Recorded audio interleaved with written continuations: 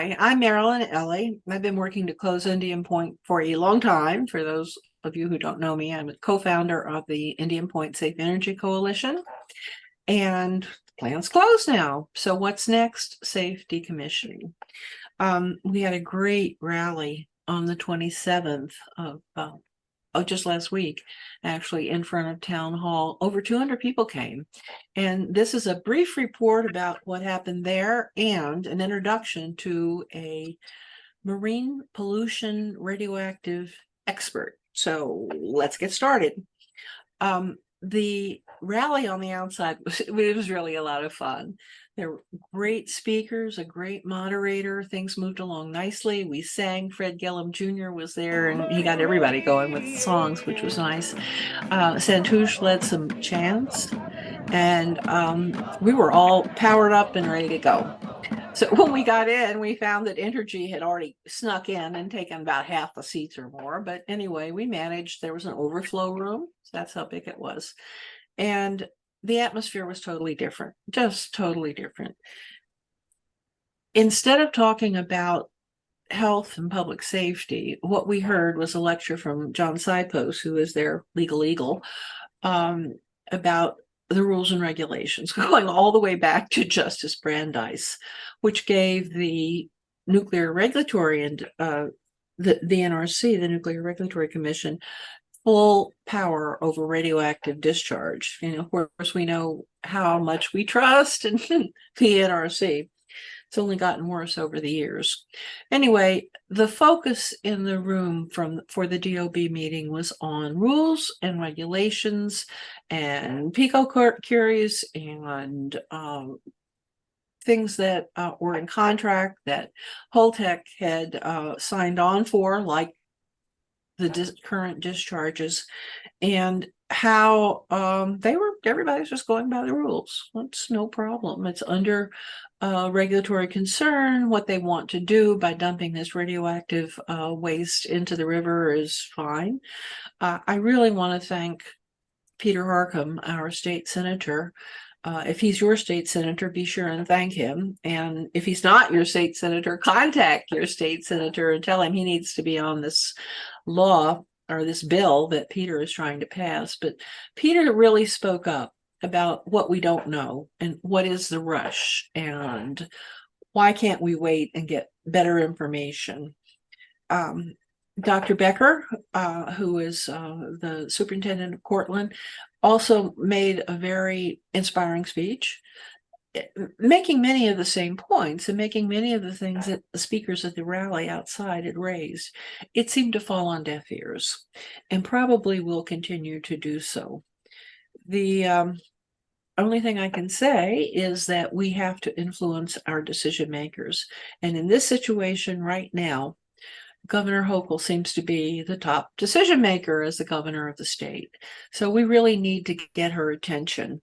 And you'll have several opportunities to call her. I'm going to just tell you the number, and I'm sure you'll see it at the bottom of your screen. It's 866-696-8249. There are other numbers that you can reach her, especially in her office, but this is the Food and Water Watch number, and it lets Food and Water Watch track how many calls she's had. She had a lot of calls after the rally because we all called her from the rally, and we'll probably do the same thing on May the 6th, which is when the town of Cortland is doing, I'm going to call it a festival, because there's going to be music and a flotilla. Of course, there will be speakers, food trucks and everything. So check your email right now, or look for some photographs of the event. And if you want to stay up to date, you really need to be on the IPSC mailing list, IPSC 1 mailing list. And you can do that by reaching me at Marilyn. No, let's do it the other way. You can do that by reaching me at elliewestcan@gmail.org. And you can, send me a note and I will see that you get on that list. That's really about the only way I can suggest that you keep up to date, because the press is not covering this in any kind of thorough way. You'll get a lot about what the officials think, but you won't get a lot about what we're doing and what our next steps are. So get on that mailing list if you're not already. Okay, that's your update. And what I want to do next is I want to introduce you to somebody that I have just met on video, not in person yet. His name is Tim Deere-Jones, and he's an expert on the pathology of marine life and radioactivity. And he's really done a lot of work. He's in the UK, which is probably why we haven't heard much from him yet. But he did a 16-minute video on the effects of tritium. And it was amazing to me when I heard it because it was very like what we've been talking about from our early forums on and what Peter Harcum and Dr. Becker brought up at the DOB meeting. There is more harm from tritium than the current research estimates. And the agencies were asked, well, have you been paying attention to new research? And both of them, the NRC and the EPA, said, oh yeah, we looked at it, but we didn't think it was worth changing what we were doing. Well, all I can say is that's just bureaucracy, and it's not protecting our public health and safety. And Tim has brought up a lot of the reasons why. Now, I will tell you, he's talking about Fukushima and the vast amounts of tritiated water they want to dump there. We're not dealing with anything like that. However, at the beginning, when he's talking about tritiated water and organically bound tritiated water, which we're beginning, or organically bound tritium, which we're beginning to find out more about now, which is a lot more of a problem, it applies to the Hudson River. So I thoroughly and hopefully put this out to you as a short YouTube that you can look at and get a better background on what's happening, not the rules and regulations from 1970. We're past that. Now we need some rules and regulations that above all do no harm, and something that looks at the cumulative effects and something that listens to people in the community. So, as always, put that number for the governor on speed dial, 866-696-8249. If you've called her once, fine, it's time to call again. If you haven't called her at all, now's the time. And stay tuned with the IPSC One website. So thank you for watching this to the end, and please go right to Jim Deere-Jones and see what he has to say about tritiated water. Thank you.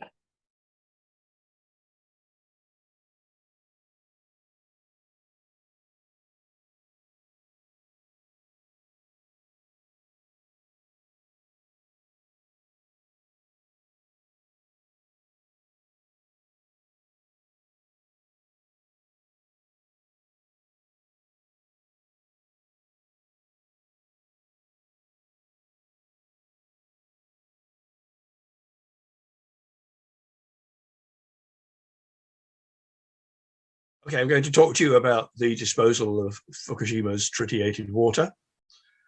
And the first thing to mention is that in the 1950s, when the nuclear industry started discharges of very large quantities of liquid radioactive waste to sea, it had no knowledge of the way radioactivity would behave in marine environments.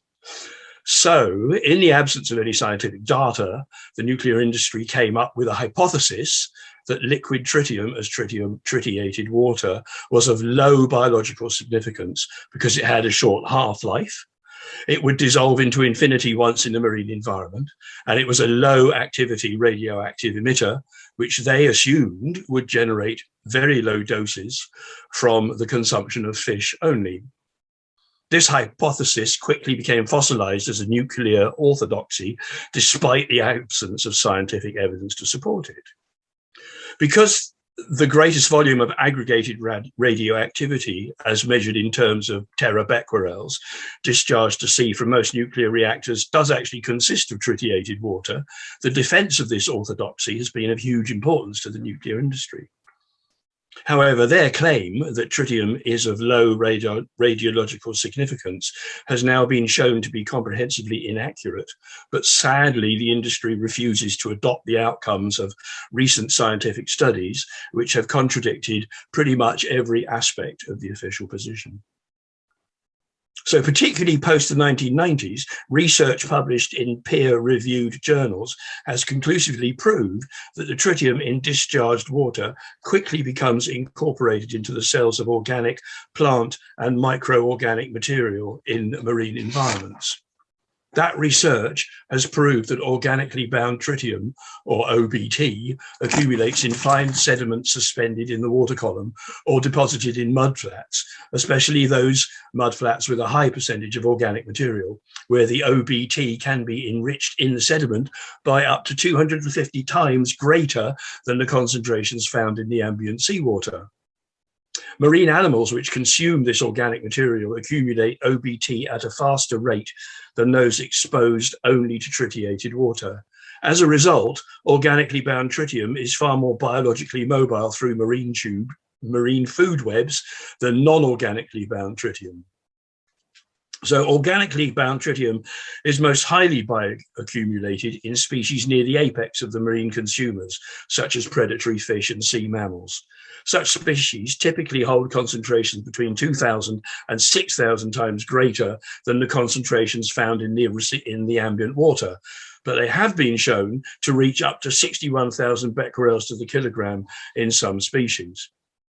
Organically bound tritium also has a far longer half-life within biological entities and is more persistent in the environment than tritium as tritiated water. So it's clear that organically bound tritium is of far greater dose significance than tritiated water. And it's also clear that there is significant risk of elevated human dietary doses of marine sourced tritium via seafoods and organically bound tritium. As far back as 2009, independent research published in the Journal of Environmental Radioactivity commented that nuclear industry recommendations and advice on the dosimetric significance of tritiated water was not supported by the evidence and definitely required a reconsideration. However, it's clear from the current propaganda from the pro-nuclear industry lobbyists who proposed the discharge at Fukushima that these concerns and comments have not been acted upon and the nuclear interests have not reconsidered their position or acted on the new evidence. So clearly, in the context of the information I've just shared with you, there is a very high potential for seafood consumers to receive significant dietary doses of tritium in its organically bound form from the consumption of both marine plant and animal products. Independent researchers now confirm that the seafood dietary pathway, however, is not the only way that human populations may receive doses of tritium and organically bound tritium. Because it is part of the nuclear orthodoxy that tritium, as tritiated water, dissolves in seawater, the industry has failed to conduct any research on the implications of this fact. However, research on the behavior and fate of other soluble radioisotopes and those which bond to organic marine microparticles provides a powerful indication of the behavior and fate of tritium and organically bound tritium in marine and coastal environments. In the UK, studies have clearly shown repeatedly that coastal pastures washed and flooded by high tide and storm surge become heavily contaminated with soluble and organically bonded radioactivity. And this has been proved to deliver dietary doses of marine radioactivity through the consumption of dairy and meat products from animals reared on tide-washed pastures. Similarly, when coastal and urban industrial environments have been flooded by storm surge and high tide events, many thousands of tons of marine water and sediment containing soluble and particle incorporated radioactivity have exposed both residents and cleanup crews to significant doses via contact and inhalation pathways. Another significant tritium and organically bound tritium dose pathway, clearly demonstrated by the behavior of soluble and organic particle radioactivity studied in the UK, is the sea to land transfer of marine aerosols and sea spray generated in the surf zone and blown at least 10 miles inland. This mechanism is proved to deposit soluble radioactivity onto pasture grass and other crops from where it enters the agricultural food chain and delivers doses to human consumers at least 10 miles inland. Given the fact that this airborne sea spray and marine aerosols laden with soluble radioactivity is clearly shown to penetrate up to 10 miles into the terrestrial coastal zone, it appears inevitable that coastal zone populations will also be exposed to inhalation doses of airborne radioactivity. Under conditions of prevailing onshore winds on the UK Atlantic coast, this sea spray and marine aerosol sea-to-land pathway has been estimated to operate for over 50% of the year. And it seems quite likely that on the Honshu coast of the Pacific Ocean, that similar mechanisms will prevail. So much PR has been given to the TEPCO claims that other radionuclides have been filtered out of the stored water, but this has failed to point out that the process cannot remove all of the other radionuclides. There is a broad consensus amongst independent workers that the water will still contain detectable quantities of strontium-90, cobalt-60, iodine-129, ruthenium-106, cesium-137, and carbon-14, and that around 70% of the water still requires additional cleaning. This should not be forgotten when discussing the proposal to sea dump the stored tritiated water. As an example of the impact of sea-to-land transfer mechanisms, we can look at a review of a study carried out in the UK coastal zone between 1979 and 1985, when a medical team composed of GPs, a hospital medical consultant, a senior hospital medical registrar, and a medical statistician carried out research on the body concentration of cesium-137 in subjects from the islands of North Uist off the west coast of Scotland. Now, North Uist is approximately 250 kilometres downstream of the Sellafield reprocessor site. Sea discharged radioactive wastes are discharged from Sellafield and transported through the Hebridean Island group and past North Uist by a strong northward flowing current. The research on the island made use of whole body analysis at the Scottish University's Research Reactor Centre and 96-hour gamma counting analysis of subjects' urine and dietary intake, including island-grown milk, lamb, fish, seaweed, vegetables, pasture grass, and wild vegetation.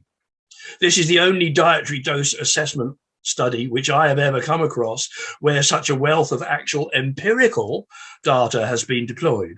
Almost all of these studies that I've seen are based on largely hypothetical model data using a less effective 15-hour gamma count.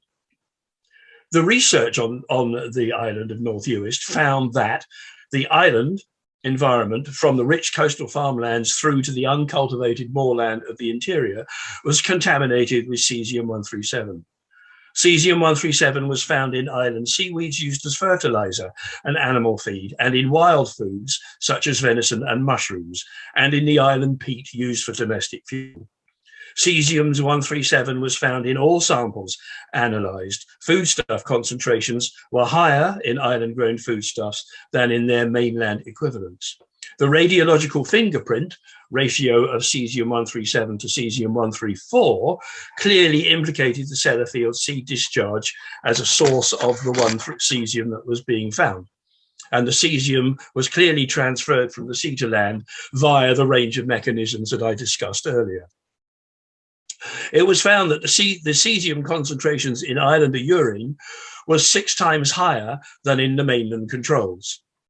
And the islanders had 5 times higher body concentrations of cesium-137 than the mainland control subjects. It was found that the islander with the highest body concentration of Sellafield sea-derived cesium-137 ate no fish or seafood, but lived within 50 metres of the coast and farmed sheep and dairy and beef cattle with access to coastal grassland, inland grassland, and the shoreline. Islanders who consumed greater amounts of island-grown produce were shown to have higher body concentrations of Sellafield-derived cesium-137 than those who consumed greater amounts of imported shop food. Half of the 30 local coastal critical groups living next to UK nuclear sites with liquid radioactive discharges and receiving doses of multiple nuclides from usually calculated for 7 or more, received dietary doses from seafood lower than 10 microsieverts. By comparison, the average islander in the North US study, exposure to marine-sourced dietary cesium alone via terrestrial foodstuffs was 13.7 microsieverts per year. So I think that kind of comparison gives you an idea of how serious and important the sea-to-land transfer mechanisms can be in terms of dose. Right, so there's the background to the discharges. Let's have a look at the actual parameters that control the movement of any radioactivity discharge from Fukushima. So the major influence there is the Oyashio current. This Oyashio is a strong, coherent southward flowing current carrying polar water close inshore along the entire 250-kilometer length of the Pacific coast of Honshu. It's highly relevant in the context of the organic bonding of tritium to note that the Oyashio current is rich in organic material. In general, the Honshu coast to the south of Fukushima consists of a narrow coastal plain backed by higher ground from which a number of rivers carrying yet more organically rich sediment flow east into the Pacific to join the Oyashio. Where it's not urban or industrialized, significant areas of the coastal zone are agricultural. So urbanization of almost all of the river deltas along that coastline with extensive land reclamation and port development mean that many of those rivers no longer have recognizable delta systems and shoreline fine sediment deposits like mudflats and salt marshes. The unbroken nature of this coast with few sheltered low energy environments where fine sediments can be deposited also means that as a result of these factors, the coherent and southward moving Oyashio current carries very high levels of mineral and organic fine sediments, which are unable to deposit out in the coastline environment. This means that the Oyashio is very suitable for the formation and transport of organically bound tritium. Clearly, consumers of seaweeds, fish and mammals raised in the Oyashio environment will be exposed to significant and detectable dietary doses of both tritiated water and organically bound tritium. In addition, during periods of onshore wind and enhanced wave activity, the Honshu coasts downstream and south of Fukushima will also be subject to sea-to-land transfer of tritium as both tritiated water and OBT in aerosols and sea spray and in episodes of coastal flooding. Prolonged periods of onshore wind are a strong feature of the annual meteorological cycle, and the east coast of Honshu, as everybody will know, is a victim of numerous tropical cyclonic storms. I have no idea of the data on the percentage of the year in which relevant onshore onshore wind speeds with speeds in excess of 10 kilometers per hour will blow onto this coast. But since these are prevailing winds, I would expect the percentage to be pretty high. So such sea-to-land transfer of marine sea sprays and aerosols will deliver both dietary and inhalation doses to coastal zone populations at least 10 miles inland from the Honshu coast via the mechanisms discussed earlier. Pacific coast of Honshu is subject to frequent coastal flooding events, which can impact both agricultural and urban areas. And this parameter will also generate dietary, contact, and inhalation doses of tritiated water and OBT. And of course, the other radionuclides which haven't been scrubbed out of that water. In the context of the evidence summarized above, I can confirm that the release of the massive quantities of Fukushima's stored water has the potential to deliver significant and major inhalation and dietary doses to Honshu coastal zone populations. These populations have already been in receipt of earlier post-meltdown Fukushima doses from the marine environment, and the proposed release of the stored liquids will only exacerbate this plight. It is a fact that Japanese and nuclear authorities have not researched the historical impacts on Honshu distant coastal communities and their environments, and this strongly implies that they will not conduct any such investigations after dumping the tritiated water as proposed. These groups along the Honshu coast have already been abandoned by nuclear science, and it seems highly likely that they will soon be sacrificial victims to the nuclear industry's need and desire to get rid of Fukushima's millions of gallons of tritiated water. Thank you for listening. Money multiplying. If stocks are